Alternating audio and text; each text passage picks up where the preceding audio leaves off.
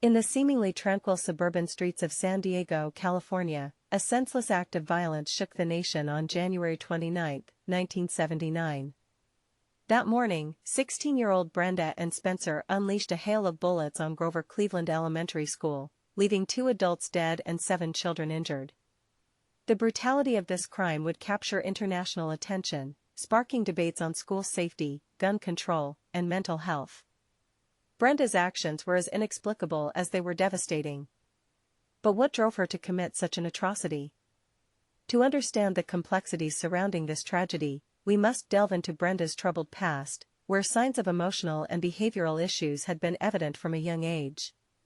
Born on April 3, 1962, in San Diego, California, Brenda grew up in a home marked by turmoil. Her father was abusive, and her mother often absent, leaving Brenda to navigate the treacherous landscape of adolescence with little guidance. As she entered her teenage years, Brenda's behavior became increasingly erratic. She truanted from school, engaging in substance use and exhibiting behavioral problems that would eventually land her in juvenile detention. Her parents' inability to provide stability or support only exacerbated the situation. The warning signs were there, but they went unheeded by authorities. In the months leading up to the shooting, Brenda expressed violent thoughts to her peers, hinting at a darker reality beneath her seemingly ordinary facade. But on that fateful morning in January 1979, Brenda's actions transcended mere warning signs. As she opened fire on Grover Cleveland Elementary School, she indiscriminately targeted anyone in her line of sight, students, staff, and even a police officer who responded to the scene. The carnage was swift and merciless. 2 adults, Burton Ragg and Mike Sucher, lost their lives that day. 7 children were injured, including one who would later succumb to her wounds. The nation was stunned by the brutality of this crime. As investigators combed through Brenda's home and interviewed witnesses, a disturbing picture emerged. Her father had given her the Ruger 10 of 22 semi-automatic .22 caliber rifle just weeks before the attack as a Christmas gift. The gun would become an instrument of destruction in Brenda's hands. The aftermath of this tragedy was marked by shock, grief, and outrage. The shooting led to increased security measures in schools across the United States, sparking debates on school safety, gun control, and mental health.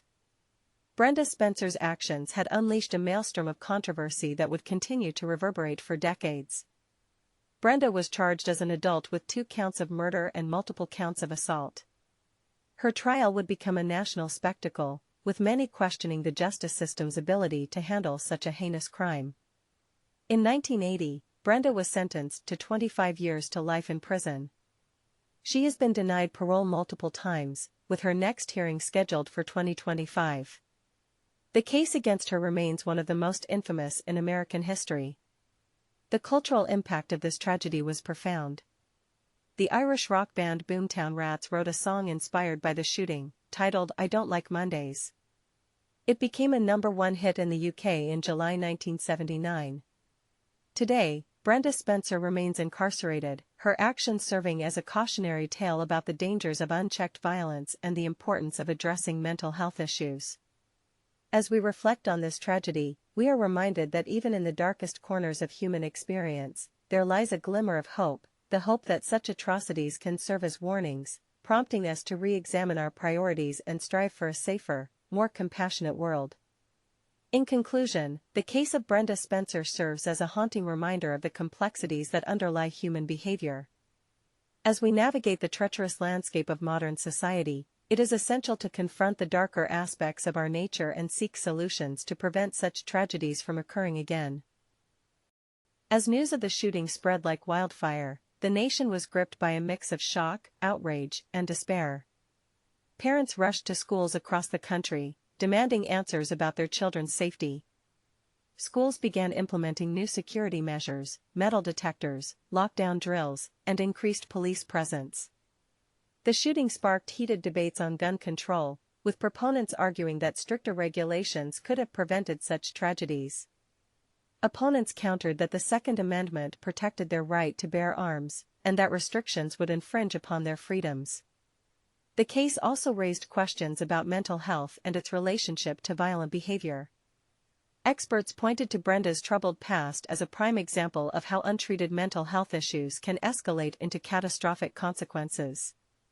Brenda's actions had ignited a national conversation about school safety, gun control, and mental health. As we reflect on this tragedy, it is clear that its impact extends far beyond the confines of the Grover Cleveland Elementary School. As investigators pieced together the events surrounding the shooting, they discovered a trail of warning signs that had been largely ignored by authorities. Brenda's history of truancy and behavioral problems should have raised red flags, prompting intervention and support services for her family. The investigation revealed a disturbing pattern of neglect and inaction by authorities. The Spencer household was known to be chaotic, with heavy drinking and substance abuse rampant. It is unclear whether these factors contributed to Brenda's actions or simply exacerbated an already volatile situation. The lack of oversight and support for families struggling with mental health issues was starkly evident in this case.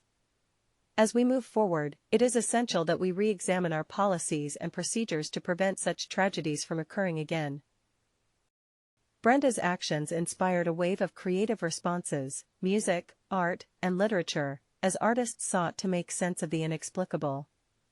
The Boomtown Rats song "I Don't Like Mondays" became an anthem for the era, capturing the mood of outrage and despair.